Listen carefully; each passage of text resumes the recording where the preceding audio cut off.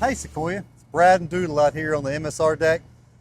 We did a big project up here during Unit 1R27 to replace the eroded chevrons in our MSRs. Looks a lot different up here than it did last week, didn't it? Oh yeah. We're just working on demobilizing, but we did a huge job. We moved all the moisture separation part of our MSR internals. That was 72 tons of material that we moved out and put 72 tons of new stainless steel components in these MSRs so they can run for another 40 years.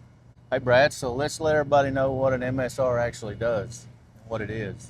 All right, so an MSR is a moisture separator reheater, and it does really those two functions. It removes moisture through the chevron vanes, and then it reheats through two tube bundles that reheat before it goes into the low pressure turbine. During Unit 1R20, we found that the chevrons were severely eroded down to about 75% of their normal thickness. So to do that, we contracted with TEI, the original equipment manufacturer, to fabricate a retrofit kit to use some new stainless steel chevrons that should not erode with flow accelerated corrosion. Hey Doodle, what does it take to plan a project like this? Well, we were lucky enough to have a pretty established team here to do the MSR replacement project when we pivoted to the chevron replacement.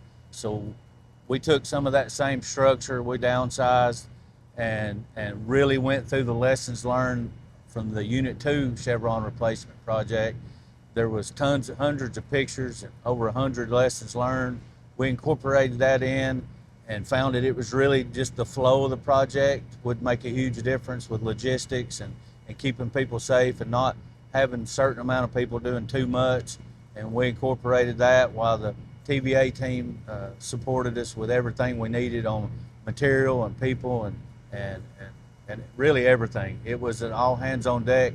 We had all the support we could do, and we pivoted to a completely different project. Really just finished it up pretty well. So what I'm hearing is you value job preparation as much as job execution. But who did the actual work? Well, through our lessons learned and what we were looking, we found that no one vendor or one contractor could probably handle the whole scope. So we partnered with Acon. We focused on letting them do the internal work and bring the right people in for the internal work and all the welding. DZ handled all of the logistics and all the support. And we brought Adman Electric in for all the electrical support. So it was really a conglomeration of several contractors right here working hand in hand to make it go smoothly and let each contractor focus solely on what they could control and what their job scope was. And you know, for this project to run successfully, there were 1,001 things that had to go right. Yeah, literally hundreds of activities, over 1,000 in the schedule. We had all 6 MSRs running in parallel, so it was enough oversight in the field and enough leadership in the field to make sure that we gave a quality product back to the plant. And it was a coordinated logistical dance to make sure all that happened at the same time. And throughout the outage, all 6 MSRs stayed pretty close to one another all at the same time. If one pulled ahead, we took lessons learned to the other 5 vessels to make sure that they didn't fight the same problems.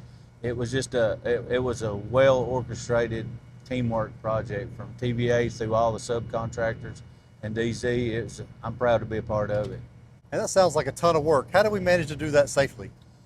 Well, it really came down to a bought-in project team from the TVA side all the way through all your subcontractors, including ourselves, having experience in this work to look out at what was coming, looking our people in the faces, seeing cold weather coming and going ahead and prepared and keep some heat on up here, plenty of lighting. But it really boils down to the people themselves and the standard being set to stop when they're tired, let us know they're tired. But it's on us to be looking ahead and see someone struggling and make sure they have the right things in place to make their job easier over a long drawn-out outage. Nothing's easy inside these vessels. As it goes on and on and on, you get tired and sore. So it was really, again, boils back to teamwork and experience on the project team of doing this type of work to be able to look ahead and see what dangers and hurdles lay out ahead of us. This just shows what's possible with a lot of teamwork, and it's going to be important with our nuclear life extension to get diversified teams.